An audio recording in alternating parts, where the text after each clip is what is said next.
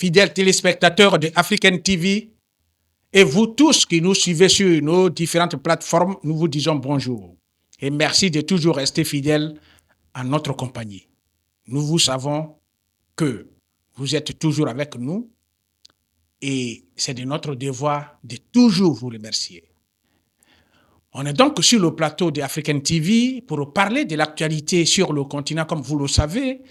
Mais ici, le cas du Mali est dominé depuis plus d'un mois par la crise du carburant. On essaie d'en parler et on continuera d'en parler tant que cette situation n'a pas encore trouvé d'issue favorable. On sait que tout le monde s'y met, les plus hautes autorités, les transporteurs, les convoyeurs, tout le monde fait en sorte que ça puisse bouger normalement. Et on espère bien que ça va bouger. Alors, d'ici là, nous recevons pour vous 3 grosses figures.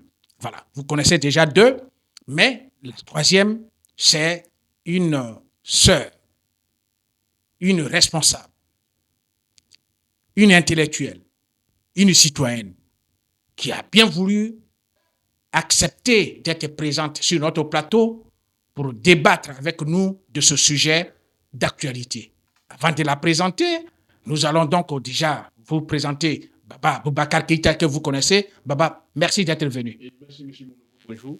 Permettez-moi de saluer tous les téléspectateurs et téléspectatrices, ainsi que tous les Maliens, qui qu'ils soient, où qu'ils soient et quoi qu'ils fassent.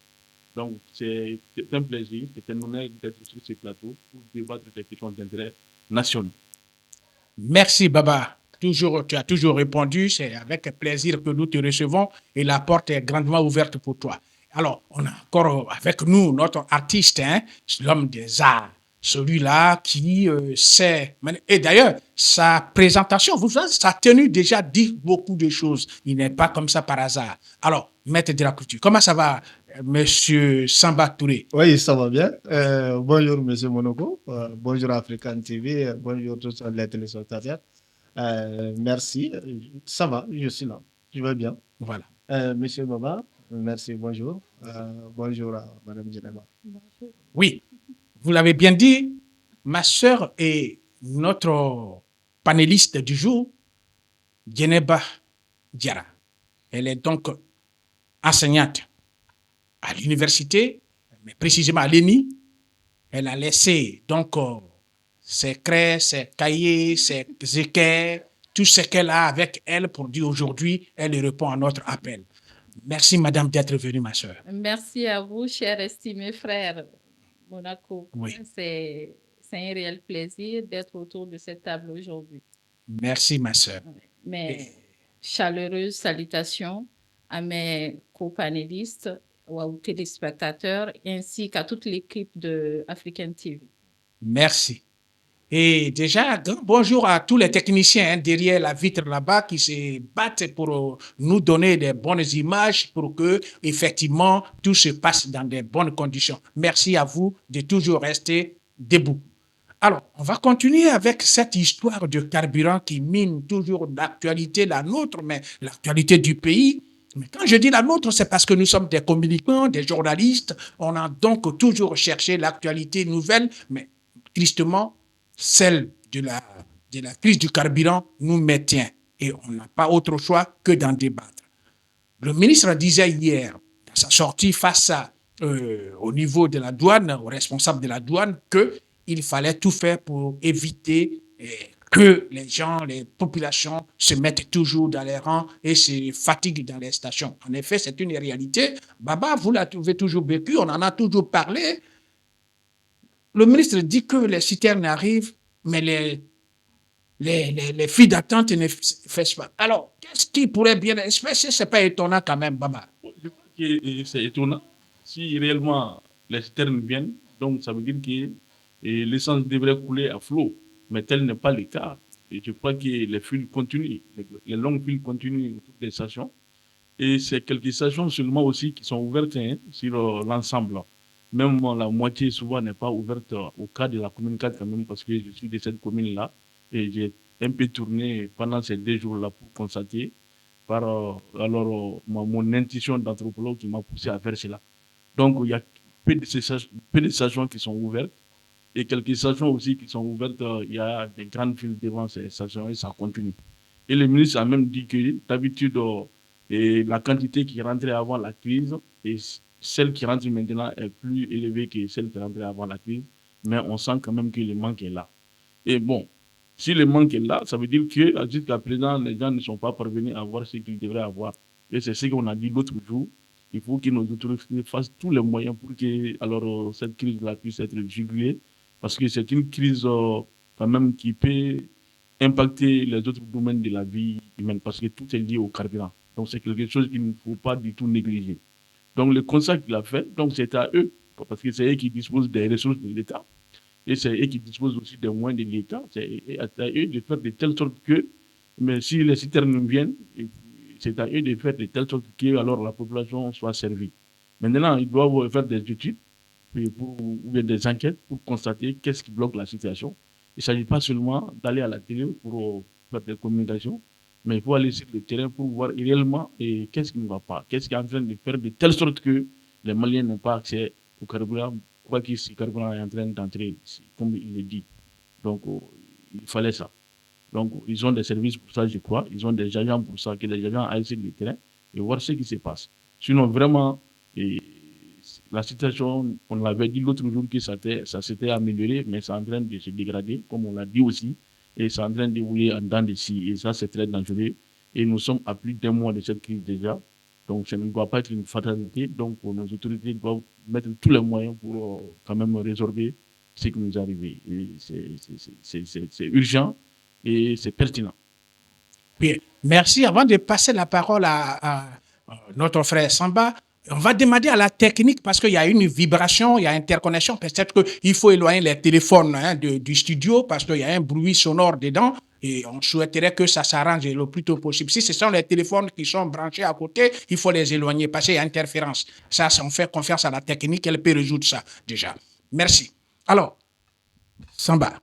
Ah ouais, bon, ce que le ministre a dit, euh, voilà, ça peut vraiment répondre à ce que nous avons proposé l'autre jour, que le gouvernement fasse beaucoup d'efforts pour les sorties de crise. Donc, ce qu'il a dit, comme c'est juste il y a quelques jours de cela, il a dit. Donc, je pense que les résultats restent à observer dans les jours à venir. Mais pour ce que nous vivons depuis la dernière fois jusqu'à maintenant, je pense que nous sommes toujours dans cette situation-là, bien que, bon, souvent, il y a des jours qu'on constate que ça évolue bien parce qu'avec la libre circulation, maintenant, il y a des embouteillages et tout. Nous pouvons bien constater, mais le problème de pénurie persiste. Il y a la pénurie toujours, les longs rangs, tout le temps. Ensuite, la non-disponibilité, souvent les quantités aussi. Donc, s'il faut qu'à chaque fois, s'il faut partir au boulot, bien, partir à une autre commission, autre chose comme ça, faire la queue, attendre ou bien attendre le carburant pendant tout le long de la soirée pour essayer maintenant d'aller à ses occupations la journée. Donc, pensons que la situation persiste toujours. Donc, ce qu'il a dit, nous pouvons le voir comme ça, comme je l'ai très bien dit. Peut-être ce que nous avons proposé l'autre jour, qu'il fasse des efforts pour les sorties de crise, je pense que ils sont en train d'aller vers ça. Parce qu'avant, l'autre jour, il n'avait pas dit ça. La situation était restée comme ça, on était en train de le vivre. Mais s'il y a maintenant le ministre du Commerce même en question, donc qui s'occupe de l'affaire comme ça et qui nous fait des promesses pour les jours à venir, je pense que nous allons essayer de rester à observer pour les jours à venir.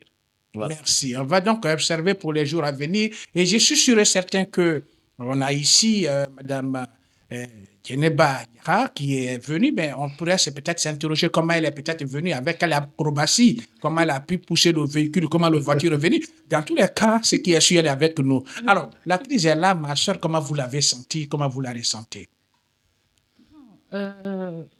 Je dirais, à mon niveau, je ressens la crise au même pied d'égalité que les autres Maliens. On peut dire que cette crise-là, elle est vraiment pesante d'une certaine façon et ça a beaucoup d'influence aussi sur les tâches des uns et des autres. Ça a trop de répercussions, je dirais, d'une certaine manière. Bon, moi, j'ai à mon niveau, ma proposition serait la suivante pour une sortie de crise, puisque je pense qu'on a assez sensibilisé avec la situation actuelle. Il y a eu assez de sensibilisation. À travers le message du ministre, on peut comprendre que malgré une quantité suffisante en approvisionnement en termes de carburant, la situation perdure toujours. Donc, pour une sortie des crises, moi, je pense que les autorités doivent imposer, sinon implanter des garde-fous. Voilà, on est à ce niveau, une supervision qui, de façon sévère, en fait. Parce que si un contrôle est fait sur la quantité qui est attribuée à chaque station, on doit faire en sorte de contrôler si cette même quantité a été écoulée au niveau de nos concitoyens. Voilà, donc moi je proposerais cette solution, une implication encore plus sévère d'une certaine façon de nos autorités pour une sortie des crises certaine. Bien. Avant que, oui, effectivement, elle a dit une très bonne chose, hein, parce que déjà, elle a anticipé sur les propositions et du coup, on sent que la crise est là. Mais on pourrait aussi s'interroger pourquoi, Madame Dieneba Diarra, on pourrait aussi s'interroger, mais à qui ça profite? Ça profite à qui? Parce que c'est la vraie question. Cette crise profite à qui, Oui. selon vous? Parce que le ministre l'a dit, beaucoup Oui. de citernes entrent même mieux qu'avant la crise, mais c'est la rareté, l'absence de ce même produit dans les stations d'essence et les citoyens en souffrent. À qui ça profite? C'est une question. Oui. Oui. Moi, je dirais qu'à cette allure, Oui. on peut remarquer que beaucoup tirent profit de cette pénurie. Oui. En réalité. Voilà, beaucoup tirent profit. C'est pourquoi j'ai eu à mentionner le fait qu'on n'est plus au niveau de la sensibilisation parce que les actions, d'autres en ont fait un business d'une certaine façon. Oui. Même si tu n'as pas été confronté, on voit les témoignages des uns et des autres sur les réseaux sociaux. Voilà, donc on comprend que beaucoup sont en train de tirer profit de cette pénurie. Et de cette manière-là, la sensibilisation ne serait pas appropriée pour pouvoir gérer la situation. C'est pourquoi je me suis plus apaisantie sur le côté de nos autorités afin qu'elles puissent implanter des jalons, des jalons qui vont servir de superviseurs d'une certaine façon. Parce que déjà, si on connaît le niveau d'approvisionnement en carburant, nous savons aussi d'une certaine manière les stations qui sont approvisionnées. Et on sait telle station est approvisionnée à quel niveau. Voilà, donc ça c'est un exemple.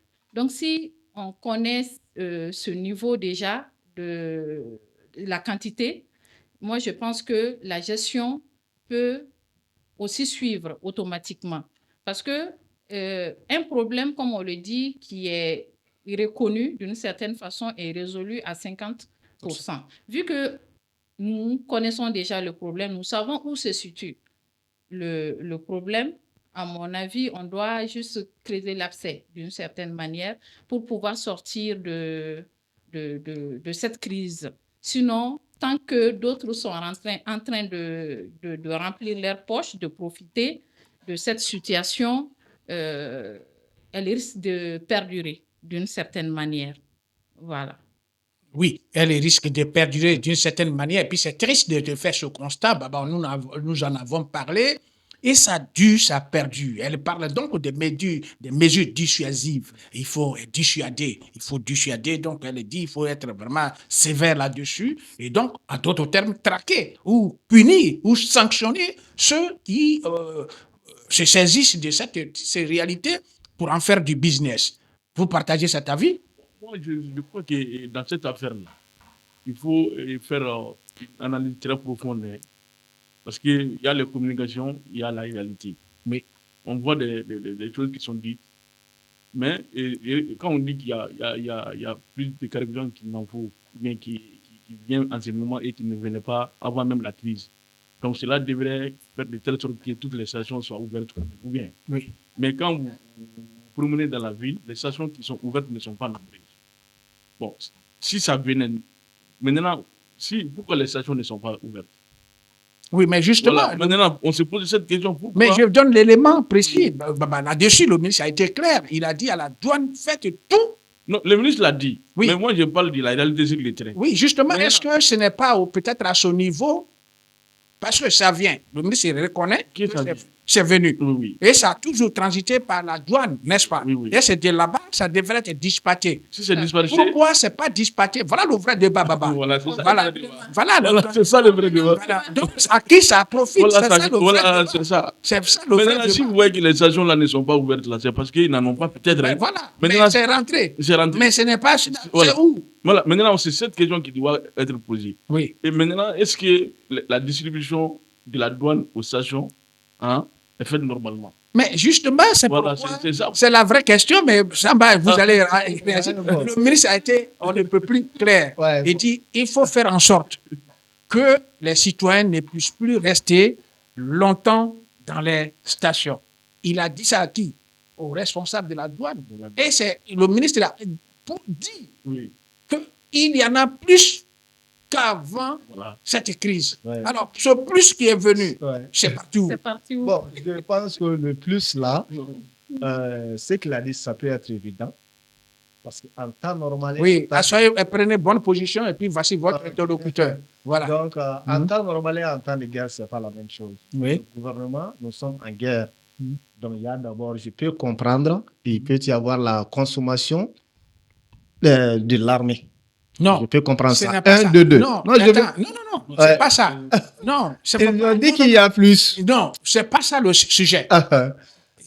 Le ministre ne peut pas savoir qu'on sert là-bas et lui il va dire pourquoi ça ne vient pas. Donc, les questions fondamentales, Ouais. je suis d'accord, mais Ouais. sur le plateau, il faut qu'on soit précis, il ne faut pas dévier le sujet. Je pouvais le dire aussi, le ministre devrait avoir la statistique, c'est le ministre du Commerce, il devrait avoir la statistique parce que lui, c'est le chef des opérateurs économiques. Oui. Il devrait avoir la statistique de ce qui se passe Il avec a, les carburants. mais votre micro. Bien entendu, il a pouvait- dit, et monsieur, j'insiste, Bien, oui. noir sur blanc et de vive voix, Oui. il dit que les citernes qui rentrent sont plus nombreux Avant la crise. qu'en normal et qu'il demande à ce que ça soit partout et que les citoyens ne puissent plus traîner. Puisque, En d'autres termes, Ouais. où sont partis les citernes? ouais, bon, puisque c'est le ministre qui l'a dit, Oui. donc nous allons pas parler de tout ça là, si tout ce qui se passe à la télé peut être bien retenu au tribunal. Donc nous n'allons pas rentrer dans ce chemin-là. Nous essayons de faire notre analyse sur ce que le ministre a dit. Oui, allez-y. Donc l'autre côté là, comme vous m'avez arrêté de ne pas partir, c'est ça. Mon deuxième option, c'était quoi? Oui, Si allez-y. le ministre a dit, je pense que le contrôle strict, là, je pense que c'est le gouvernement qui est en train, d'une manière ou d'une autre, contrôler le carburant. Mhm. Je pense que c'est une situation comme ça. Mhm. Parce qu'on ne sait pas réellement ce qui en est de ça. Je pense qu'ils sont en train de contrôler pour ne pas, pour que les carburants ne tombent pas dans les mains des terroristes. Je peux comprendre comme ça. Pourquoi? Parce que lors des Non, dernières... on n'est pas dans la logique terroriste. On est ici Du au contrôle... niveau... Non, il faut que ça soit clair. Ouais. On est sur un plateau, on est à la douane. Il a dit, ça vient et ça rentre au niveau de la douane. Et que c'est venu au niveau de la douane, mais les stations sont bourrées par la population et il y a certaines stations qui ne sont pas servies. Pas servies. Et pourtant, ce qui est venu est plus que le vrai débat à ce niveau, mais avant de réfléchir, Madame Diarra, voilà un peu où l'idée est quand même. Est-ce que c'est pas un message lancé? Est-ce que c'est pas là? Est-ce que le ministre dit je ne veux plus. Le président dit qu'il ne veut plus. Les plus hautes autorités disent qu'il ne veut plus voir les citoyens rester longtemps et attendre. Et pourtant, il précise, on est sur un plateau, il faut quand même être clair là-dessus, Oui. que ce qui rentre actuellement est beaucoup plus que ce qui était. Alors, c'est partout. C'est pas une question de... C'est une question quand même qui mérite d'être posée. Voilà. La question est vraiment nécessaire d'une certaine manière. Bon, à mon avis, les ministres auraient dû sortir pour nous donner ses raisons. C'est ça. En fait, Non, au moment où le ministre en fait, Mhm. mentionne le fait qu'il y a eu plus d'approvisionnement qu'avant la pénurie. Donc, si le problème n'est toujours pas résolu, le ministre doit dénoncer un fait et nous donner aussi quel acte lui il a posé, en fait, pour solutionner. Donc, il ne peut pas sortir juste nous donner un état des faits que nous savons déjà, parce que nous ne savons pas, certes, la quantité qui rentre dans le pays, nous n'avons pas cette information de façon nette, mais quand même, nous subissons toujours la pénurie. Oui. Voilà. Donc, à mon avis, si le ministre mentionne le fait qu'il y a toujours... il y a eu plus d'approvisionnement, le ministre doit être en mesure de nous dire la situation bloque à tel niveau, en fait. Parce que malgré tel approvisionnement, on n'a toujours pas pu solutionner la pénurie ou bien enlever le problème de façon définitive. Voilà, parce que moi, je trouve que la situation ça ne s'allège pas. Ouais. Je ne trouve pas qu'elle s'allège. Je trouve même que ça va de mal en pis, en réalité. On peut faire le constat même dans la circulation. Je ne vous l'ai pas caché, pour même accéder, pour pouvoir venir ici, ça a été tout un parcours de combattant pour moi. Oui. Même pour avoir le taxi, c'est un problème, en fait. Tu peux garer ton véhicule, tu n'as pas de carburant, tu prends un taxi. Même pour avoir le taxi, c'est un réel problème, c'est pas facile. Voilà. Donc, on peut dire d'une certaine manière que ça va de mal en pis. Donc, le ministre doit être plus sur le plan de solutionner, en fait, pas de nous informer. On sait déjà ce qui se passe parce que ça ne va pas. Jusque-là, ça ne va pas. Donc, si on se pose la question où se trouvent les citernes malgré les approvisionnements, moi, je vais poser la question à monsieur le ministre, avec tout le respect. Monsieur le ministre, où se trouvent les carburants? Oui, mais juste... En tant que citoyenne malienne, moi aussi, je retourne la question, votre question, je pose cette question à monsieur le ministre pour en fait savoir où se trouve le manquant, en fait. Parce que si on a été approvisionné à hauteur de souhait, cette pénurie ne doit plus être d'actualité. Oui, mais justement, c'est pertinent avant que je ne relance M. Touré. Le ministre a été clair dans la vidéo que moi j'ai vue, parce qu'il était en face des interlocuteurs. C'est eux, il parle, il ne s'est pas en train de leur donner une information extérieure. Il dit, vous faites tout et faites en sorte que les citoyens ne puissent plus attendre. Il faut faire en sorte que l'approvisionnement soit là. Or, où se garent les citernes? C'est là-bas. Est-ce que c'est un problème technique de dispatching au niveau des stations? Est-ce que c'est un problème peut-être de rétention? Ou qu'est-ce qui se passe? C'est un fait ça, parce que, comme vous l'avez dit, le mal est là. Le constat, c'est que chaque citoyen sait qu'il a quand même passé une journée ou 2 journées au niveau des stations.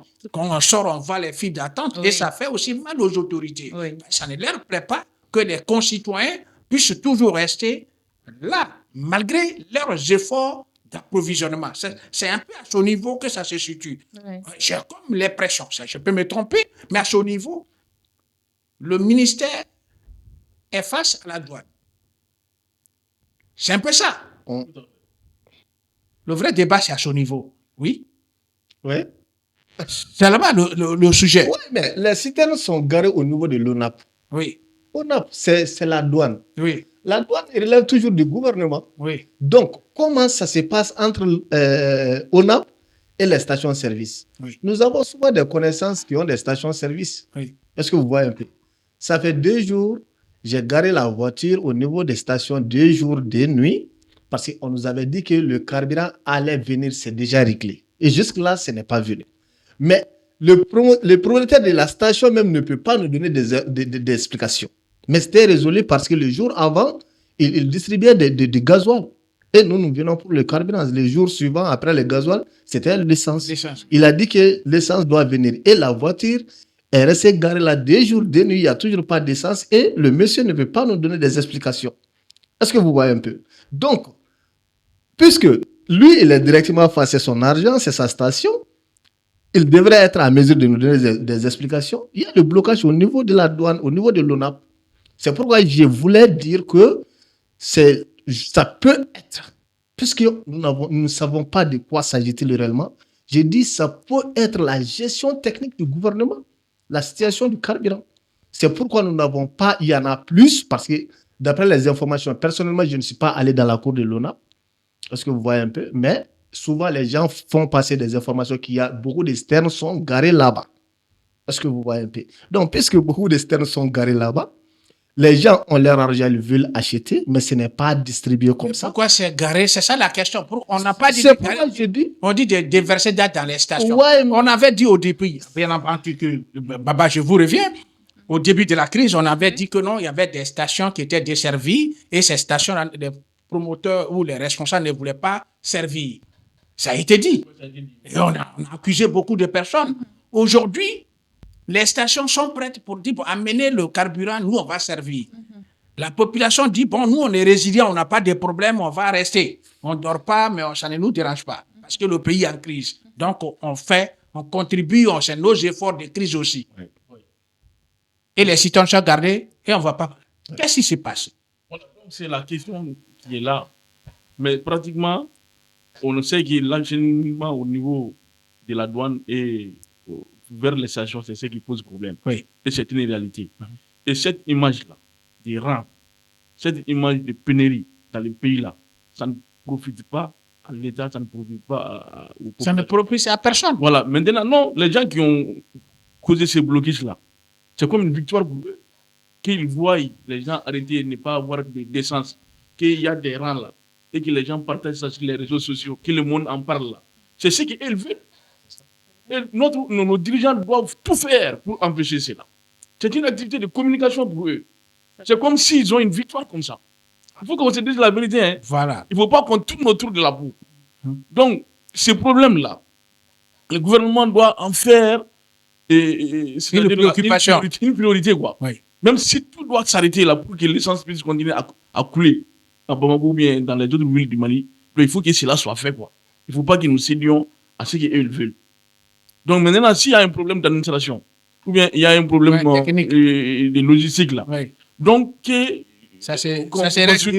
suit cela et qu'on règle ça règlement.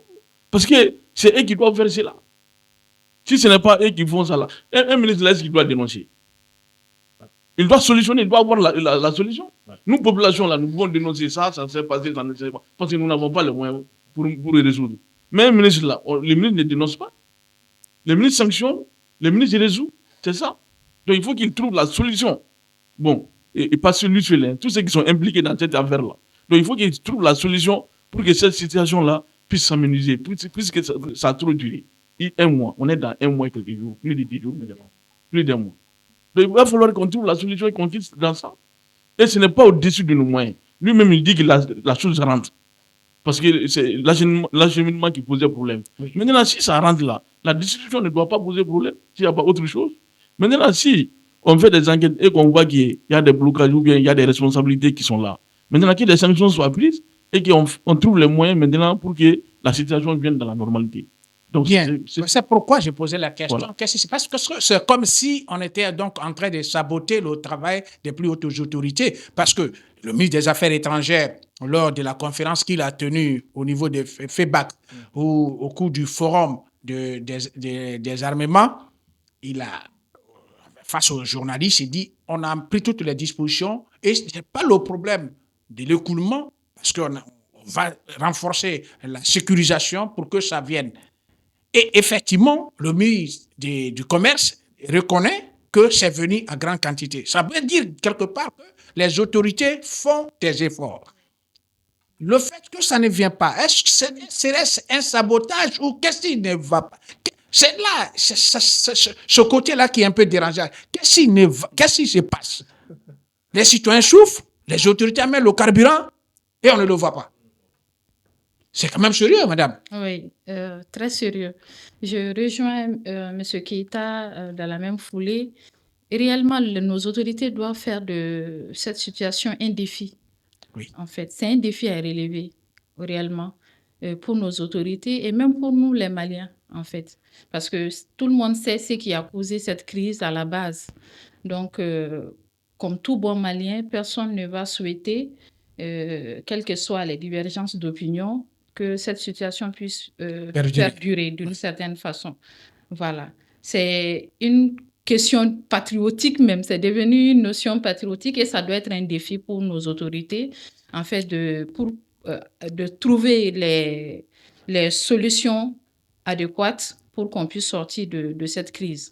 Bon, si vous posez des solutions, vous voyez qu'il n'y a toujours pas de résultat, ça veut dire que les solutions ne sont pas adaptées au problème. Donc, on ne peut pas se garder à un point stagnant dans la résolution d'un problème. C'est pas ça. Si tu poses des actes, tu vois que les actes n'ont pas d'effet, tu dois poser plus d'actes encore. En fait, pour pouvoir... Parce que tant que le problème n'est pas résolu, tu n'as pas trouvé la solution. Voilà, donc on félicite le gouvernement pour l'effort consenti dans cette directive, mais je solliciterai nos autorités à fournir plus d'efforts. Voilà. Pour une sortie de crise rapide. Voilà. Plus d'efforts. Plus d'efforts. Alors, plus d'efforts, n'est-ce pas? Plus d'efforts, comme Oui. nous l'avons depuis la dernière fois, nous Oui. sollicitons toujours plus d'efforts pour que la situation ça s'améliore. Oui. Sinon, celui qui est censé avoir la réponse aux questions, si lui-même il nous renvoie la question, ce n'est pas facile à nous de répondre à ça. Donc, nous faisons juste des suggestions et c'est qu'il passe sous notre analyse. Nous dirons que s'il a dit comme ça, peut-être que c'est comme ça, peut-être que c'est comme ci, peut-être que c'est comme ça. Donc, alors que le carburant, c'est au niveau des opérateurs économiques, dont le ministre du Commerce est le grand chef, la douane, donc c'est au niveau du ministre des Finances, donc c'est son co-ministre, c'est son collègue ministre, donc ce sont les deux, donc ils doivent avoir les réponses à tout ça. Donc quand le ministre s'exprime comme ça, donc nous devons réfléchir, donc où est le problème? Le carburant est stationné où? Au niveau de la douane. Pourquoi ça ne vient pas? Les opérateurs économiques veulent, les promoteurs de stations en veulent. Donc, j'ai dit, souvent, on peut dire, c'est peut-être une stratégie de gestion gouvernementale. Le tout ne se dit pas. Le ministre peut s'exprimer, mais le tout ne se dit pas dans le fond. Est-ce que vous voyez un peu? On voit les stations. Les gens voient les sternes. On dit 200 sternes. Souvent, les gens même, ils disent que ce n'est pas comme ça. Mais les gens comptent 1, 2, 3, 200, plus de 200 sternes. Jusqu'à 300 sternes. Et le lendemain, il y a 120, 130 encore. Donc, en moins de 2 jours, souvent, nous avons près de 400 sternes. Donc, toujours, il n'y a rien au niveau des carburants. Donc, je pense qu'ils ont leur gestion technique. Tous les trucs qu'on ne partage pas, puisque nous sommes en temps de guerre. Donc, je pense que c'est ce qui bloque. Sinon, on pouvait dire, s'il y a 10 sternes sont là, tout le monde voit les 10 sternes, nous devrons voir minimum 6 sternes dans 6 stations. Donc, c'est ce qui n'est pas fait. Toujours, même les plus petites stations restent fermées.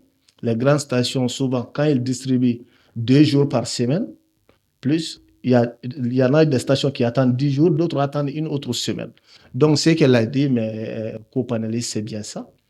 Depuis la première fois, ce que nous avons dit, ça reste toujours ça. Donc, ils doivent faire beaucoup plus d'efforts. Beaucoup plus d'efforts. Le peuple reste résilient parce que nous sommes obligés de soutenir notre gouvernement, c'est notre pays, et on veut aller de l'avant, on veut sortir de la crise. C'est eux qui sont en train de gérer devant. Donc, nous sommes en train de le suivre. Donc, nous le disons toujours, d'appuyer de l'effort. Parce qu'avant la première fois, le ministre n'avait pas dit ça.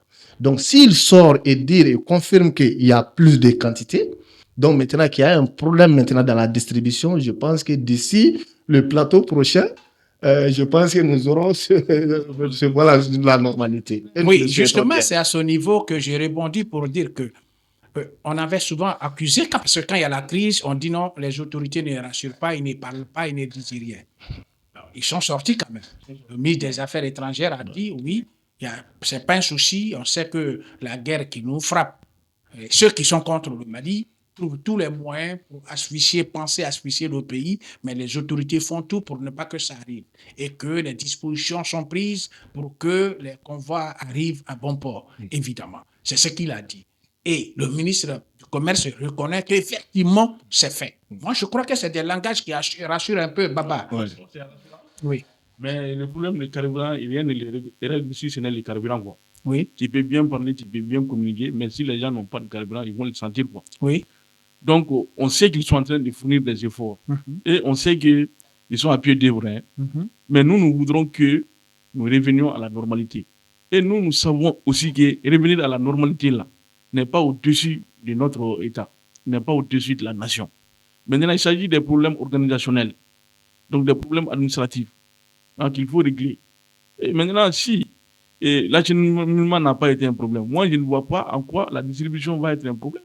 Bien. À Voilà. ce niveau, Madame Diarra et Djeneba, voilà, à ce niveau, les autorités ont fait les efforts. Ça est là. Je crois que le problème technique peut être réglé, n'est-ce pas? C'est pas douane maintenant. Oh, si les ministres n'avaient peut-être pas parlé, peut-être ça allait encore traîner. Oui. Mais le fait qu'il l'ait dit, c'est déjà une très bonne chose parce que chacun sait désormais que si moi je traîne, je risque d'endosser la responsabilité. Je risque d'avoir la population qui souffre sur mon dos. Je risque d'avoir les sanctions. Là, est-ce que ce n'est pas une très bonne chose, même si déjà on n'en a pas comme on l'espère, mais le fait de le dire, est-ce que ce n'est pas déjà une bonne chose? Oui, effectivement, c'est une très bonne chose. Mais j'aurais demandé à ce que d'autres actions plus poussées soient posées d'une certaine façon.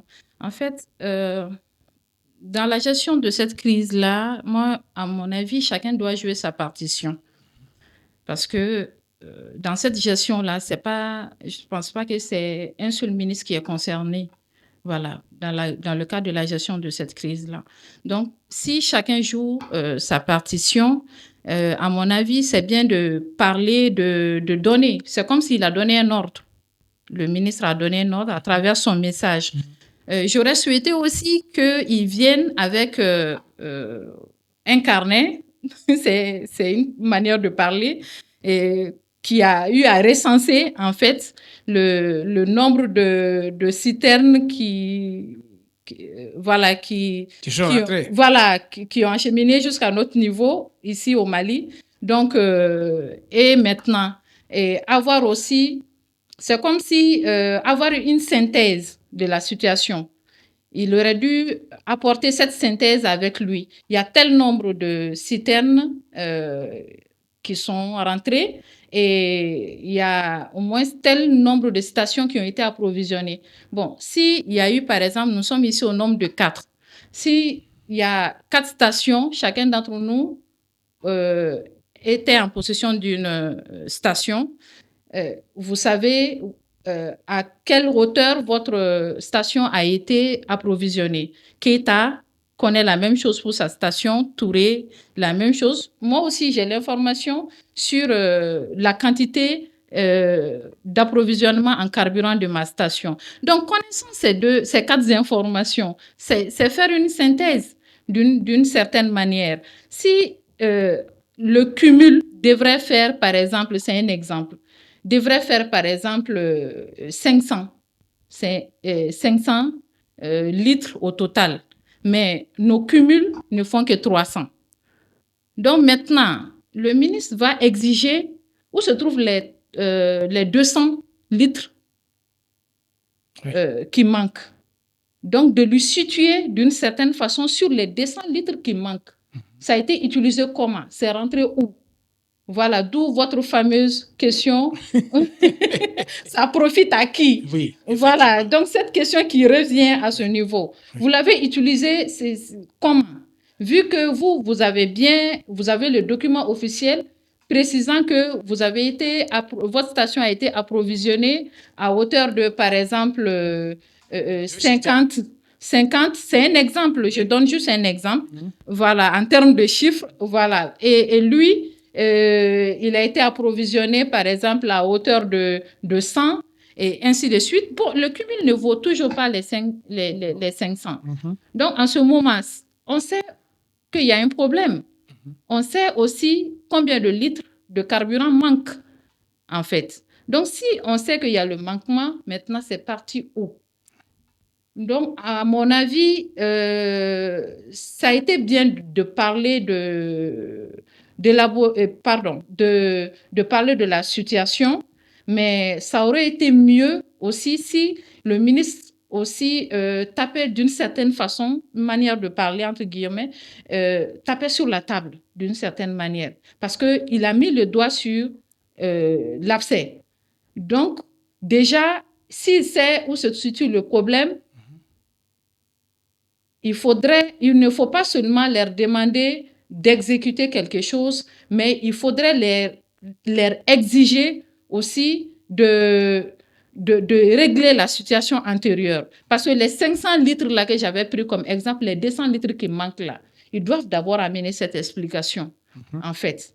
Donc, en donnant cette explication-là, il y a des actes qui seront posés, en fait, et des mesures seront mises en place pour contrer d'autres méfaits ou bien d'autres actes de malversation qui peuvent en découler dans le futur.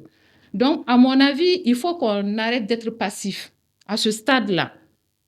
La gestion de cette crise n'est pas censée atteindre des mois. Ça n'aurait même pas dû atteindre un mois, tant qu'on est approvisionné à hauteur de souhait.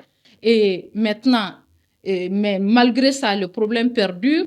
Donc, à mon avis, on doit poser des actes concrets. L'heure n'est plus au discours, c'est mon avis. L'heure n'est plus au discours.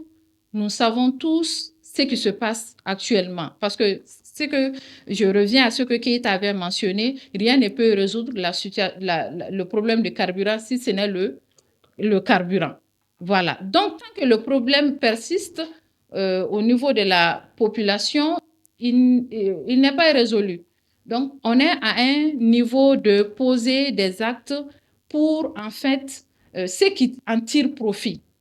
À mon avis, c'est à nos autres autorités, de trouver ces personnes-là, de les identifier. Et pour pouvoir les identifier, ils doivent poser les mesures adaptées, les mesures appropriées, et ne pas aussi avoir des demi-mesures quant aux sanctions. Parce que moi, j'ai l'impression que dans cette situation, moi, je suis ministre, un exemple, vous êtes ministre. Moi, je gère mon département, mais peut-être que dans la gestion de cette crise-là, je dois collaborer avec votre département ministériel. Donc là, s'il y a un problème là, moi, je ne dois pas être gênée de vous faire part de ce qui bloque. Parce que moi, à mon niveau, c'est de me baser sur l'approvisionnement en carburant de la population. Mais si cet approvisionnement n'est toujours pas établi de façon normale, d'une certaine façon, et donc je vois que il y a un acte qui est posé qui se trouve être un garde-fou dans l'évolution de mes tâches d'une certaine façon. Parce que pour que ça puisse acheminer, votre département aussi doit interférer. Bon, s'il y a cette situation-là, on ne doit pas hésiter de taper sur la table. Il faut qu'on situe les responsabilités, que chacun adosse ses responsabilités et maintenant qu'on donne les solutions appropriées et qu'on les exécute. Qu'on sort dans les messages, dans les communications. C'est vrai, on avait besoin de la communication. Au moment où on en avait besoin, c'est plus aujourd'hui. On avait besoin de la communication les premières semaines. Mais on est à plus d'un mois. la communication, elle n'est plus nécessaire, à mon avis, hein, parce que tout le monde est informé déjà de ce qui se passe. Tout le monde subit la même chose actuellement.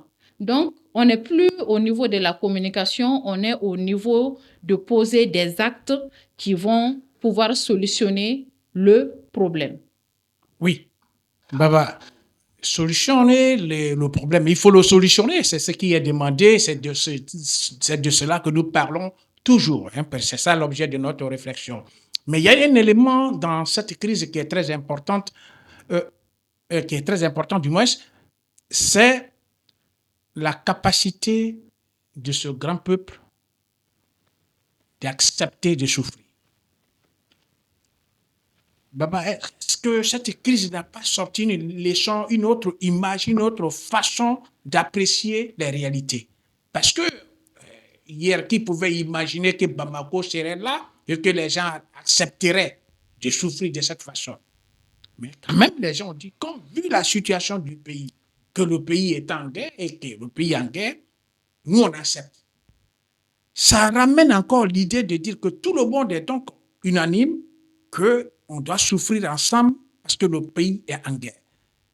Est-ce que ce n'est pas aussi l'occasion, comme on l'avait dit la dernière fois, d'accepter de réunir tous les fils de ce pays et de faire bloc ensemble face à cette situation?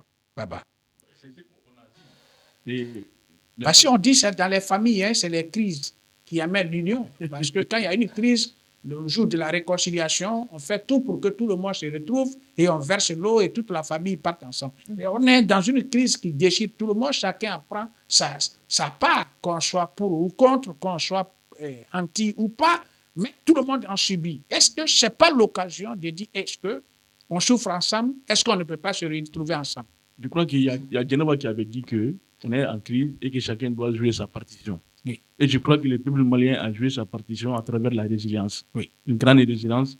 Mais il faut savoir que les desseins aussi des Maliens, ce n'est pas de souffrir. Mais, comme vous l'avez dit, la crise a fait de telle sorte que les gens quand même se sont résiliés. Donc, on peut l'utiliser pour amener une certaine unité nationale autour de que les gens s'unissent autour de la nation. Mais cela aussi s'est construit. Et quand on veut faire une union, donc c'est une conception.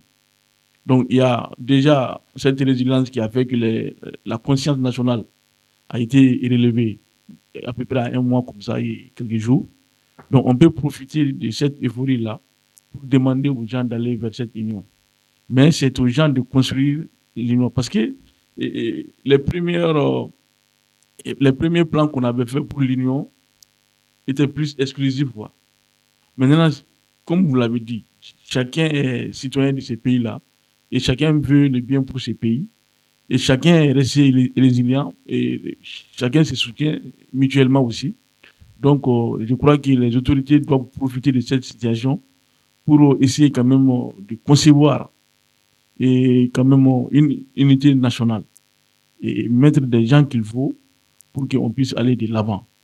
Et faire de telle sorte aussi, parce que l'union, on ne le dit pas seulement, hein, et on a fait de telle sorte que certains se sont sentis frustrés. Donc, si on peut se mettre au-dessus de la mêlée, chacun, hein, c'est pas qu'il est intelligent seulement, que chaque Malien se mette au-dessus de la mêlée pour qu'on se donne la main et qu'on fasse face à ce qui nous arrive. Et cela ne peut pas se faire aussi sans que on lance des appels aux Maliens qui sont partis et qui sont en exil, de les faire revenir et quand même de libérer aussi, comme je l'ai toujours dit, de libérer les prisonniers politiques. Et parce que tout le monde est important.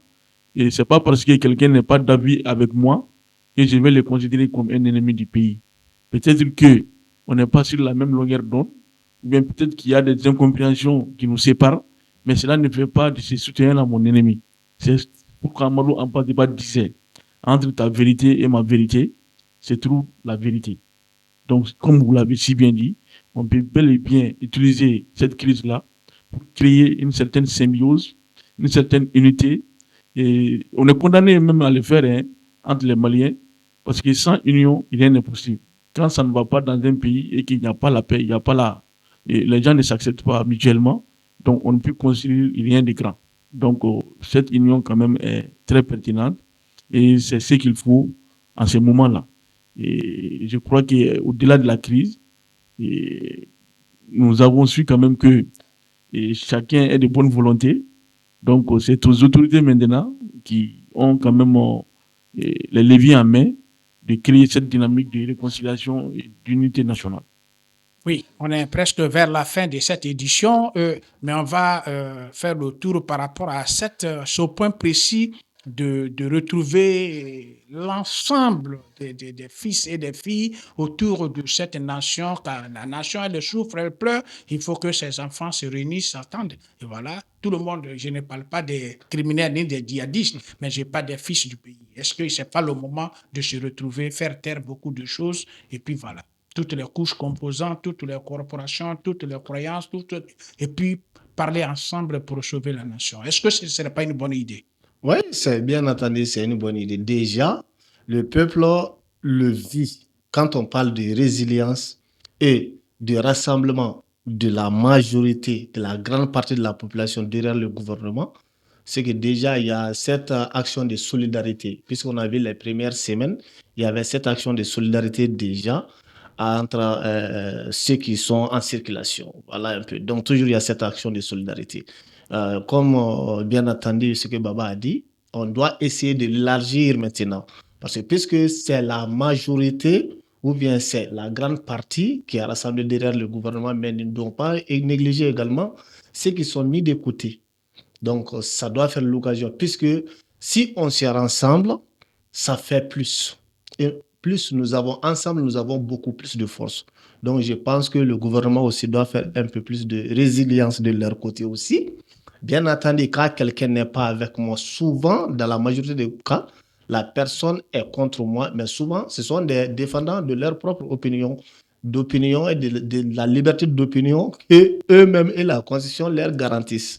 Est-ce que vous voyez un peu? Je pense que la population fait sa part de résilience et également, étant les dirigeants, doivent faire également leur part de résilience. Essayer maintenant d'appeler ceux qui sont partis, oui, d'abord, ensuite de pardonner à ceux qui sont souvent dans les prisons et consorts, ceux qui sont détenus. Essayer de rappeler maintenant ceux qui s'étaient mis de l'écart, parce que ça nous renforce davantage, même contre ceux avec qui nous sommes en train de nous battre. Parce que puisque si nous donnons chance à chacun de s'écarter, s'il reste là-bas, peut-être que la personne peut trouver l'occasion de s'arranger aux côtés de l'ennemi. Donc, pour pouvoir éviter tout ça, là, eux aussi, à eux, nous avons fait notre part de résilience, à eux aussi de faire également leur part de résilience. Donc, pour essayer maintenant de rassembler l'ensemble de la population, voilà, sur une seule base. Voilà, donc je pense qu'ils doivent aller vers ça. C'est bon, c'est pas que c'est essentiel, mais c'est presque indispensable. C'est presque indispensable parce que c'est l'effort de la masse qui tient tout le gouvernement et qui peut faire face à tout. Donc voilà un peu qu'ils fassent eux aussi, le gouvernement, leur part de résilience, qu'ils essaient d'appeler tout le monde, de rassembler tout le monde.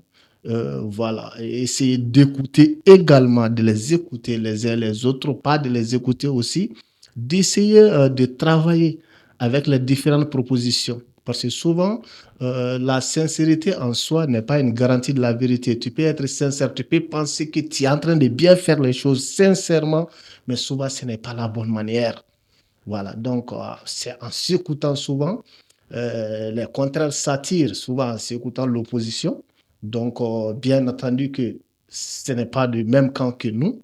Nous ne sommes pas souvent d'accord avec son chemin, mais quand même, nous pouvons partager des idées géniales maintenant avec l'opposition. Donc, voilà un peu.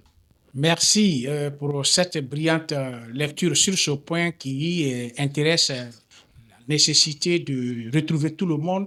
Et sur ce point, Madame Djeneba Diarra, j'aimerais bien vous attendre sur ce point. Merci. Je dirais que la réconciliation est primordiale au stade où nous sommes. Mais elle est difficile. Il faut l'avouer, elle est vraiment difficile parce que y a une mentalité courante qui a été nourrie par beaucoup. On n'arrive pas à dissocier la divergence d'opinion et le patriotisme. Ce n'est pas parce que je ne suis pas d'accord avec certaines gestions de nos autorités que je n'aime pas mon pays ou bien je ne les aime pas tout court. Voilà. On est contre un système, une manière de faire, mais pas contre la personne.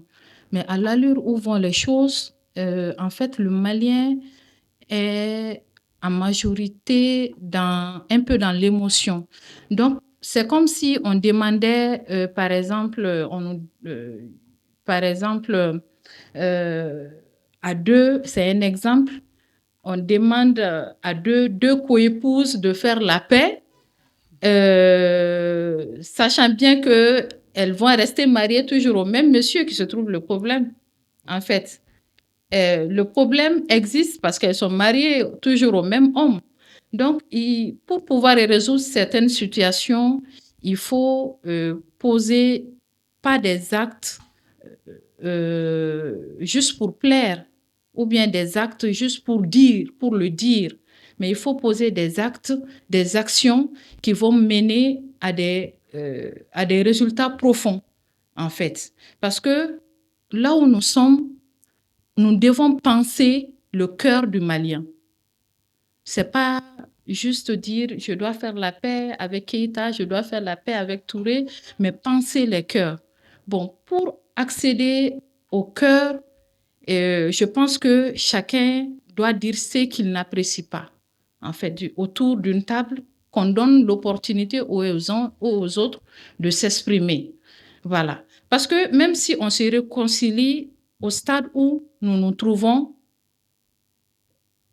ça sera encore la même situation juste le lendemain. Parce que tant qu'on n'a pas solutionné le mal à la racine, le mal va perdurer.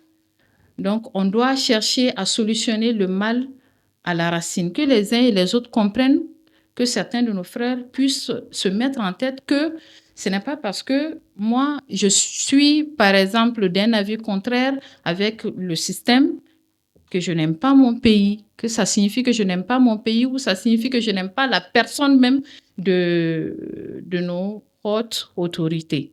Voilà, qu'on arrive tout d'abord à dissocier ces deux situations. Et pour ça aussi, je pense que la balle est dans les deux camps, dans les camps de tout le monde, de tous les Maliens, d'une certaine manière. Parce que la divergence d'opinion se transforme en haine personnelle maintenant. Ça se transforme en haine personnelle, on le voit sur les réseaux sociaux, on le voit dans nos communs, même nos collaborations professionnelles, on le sent. Parce que même dans la famille, on le sent, en fait. Donc, ce n'est plus des divers. Avant, on pouvait discuter de père à fils ou de père à fille, c'est-à-dire d'une situation politique. C'est pas parce que ton papa ou ta maman fait partie d'un parti, par exemple, précis, que toi, tu dois aller dans ce sens. Et on avait cette facilité à échanger malgré nos opinions, nos différences d'opinion. Voilà, même aujourd'hui, là où nous sommes, c'est très difficile. C'est très difficile si tu n'es pas avec ce que tu es contre. On n'est pas forcément contre la personne, on peut être contre la manière. Donc moi, à mon avis, il faut inculquer une certaine manière de réflexion parce que ce qui a implanté ces graines-là, on le sait. Comment ces graines-là, c'est pas venu du jour au lendemain. Hein. Ce sont des personnes qui ont quand même sémé voilà, la graine de la division. Donc, ces mêmes personnes qui ont eu à s'aimer ces graines de la division sont ces mêmes personnes qui doivent poser les actes qu'il faut pour pouvoir solutionner d'une certaine manière. Voilà. Parce que tant que c'est pas solutionné, moi, j'ai beau le vouloir, vous avez beau vouloir la réconciliation, elle sera juste de façon verbale. mais dans nos cœurs, lesquels on ne va plus se sentir dedans, au fond de nous, d'une certaine manière. Voilà. Donc, la réconciliation, elle est plus que nécessaire dans la situation où nous nous trouvons, mais tant que nous n'arrivons pas à trouver les actions adaptées pour pouvoir l'appliquer, je pense que ça ne va pas servir à grand-chose. Bien, ça ne va pas servir à grand-chose. C'est donc sur ces mots que nous allons mettre fin à cette édition qui a donc réuni ici des panélistes qui brillamment se sont exprimés, qui ont exposé. Et comme vous le connaissez déjà, Baba Boubacar Keïta a été là et Samba Touré également. Et aujourd'hui, on a eu la présence féminine, hein, parce que ça, c'est très important aussi, hein, parce que toujours un plateau débordé des hommes, c'est pas toujours intéressant. Et voilà, aujourd'hui, quand même, on a associé, et l'esprit est associé de donner la parole à tout le monde est né avec sa présence. Je vous dis donc merci, mais Baba, merci d'être venu. Merci quand même de nous avoir donné la parole. Et nous serons toujours prêts à répondre à votre invitation. Merci beaucoup. Merci, Baba. Et merci, mon frère et ami, l'artiste. On parlera un jour d'aspect purement culturel, hein? Comment vous fabriquez, comment vous faites les choses, des colliers, comment vous convaincez, vous partez, vous séduisez, tout ce qui est tourisme et artisanat. Et vous êtes dans ce domaine-là désormais. Alors, on en parlera, mais maintenant que vous êtes avec nous pour parler actualité, c'est de mon devoir de vous dire merci. Merci à vous également, M. Monoko. Merci à tous nos téléspectateurs, nos co-panélistes. Merci beaucoup. Voilà, donc African TV est déjà notre maison et son partenaire Gani TV, c'est déjà la maison. Nous serons toujours présents au rendez-vous. Merci. Et grand honneur à notre grande dame qui a bien voulu être avec nous. Et merci pour votre brillante contribution. Merci pour la pertinence de vos idées. Et nous espérons toujours vous recevoir ici. Alors, merci d'être venu. Merci à vous, chers estimés frères. Voilà. Je profite aussi de l'occasion. J'aurais dû le faire depuis le début. Vous adresser mes vives félicitations pour votre reconduction au poste de directeur.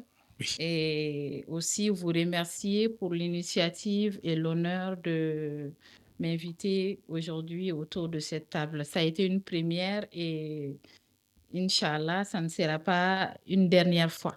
On sera toujours disposé à vous recevoir et toujours ça va agrémenter, alimenter, enrichir notre émission. Votre présence a aujourd'hui mis l'éclat. Il n'y avait pas de lumière, mais depuis que vous êtes venus, la salle est tout à fait éclairée et merci d'être là. C'est ça, il faut accepter que les femmes soient là. Et on encourage toutes les femmes et par votre canal, on va donc saluer toutes les femmes battantes qui sont aussi stationnées dans les stations avec leurs agents, d'autres dans les voitures, d'autres certaines avec les motos, Jakarta, d'autres en pouce, mais aussi il faut reconnaître avant que je ne mette fin à cette édition, c'est très important que j'ai vu des hommes, quand ils voient certains qui poussent et s'arrêtent, ils enlèvent un peu de carburant sur eux, ils servent. Donc il y a l'esprit de solidarité qu'il faut. Et c'est l'occasion ici pour moi de saluer tout le peuple du Mali et tous les Maliens, les femmes et tous qui ont accepté d'accompagner cette nation qui traverse ces moments les plus difficiles. Chacun sait que ça fait mal, mais chacun accepte. Et chaque Malien accepter de souffrir. Et c'est en cela que, à travers cette émission, les panélistes ont souhaité que les autorités puissent encore davantage faire fort pour que des solutions soient trouvées et mettre fin. Et également, faire en sorte que le carburant qui est venu et qui est entré au Mali, à Bamako, puisse être vraiment bien dispatché et qu'il n'y ait pas de rétention pour aussi mettre fin à la souffrance de la population qui a déjà prouvé sa résilience. Sur ce, merci de nous avoir accepté, d'avoir accepté de nous suivre et nous serons toujours à votre compagnie. Merci et à bientôt.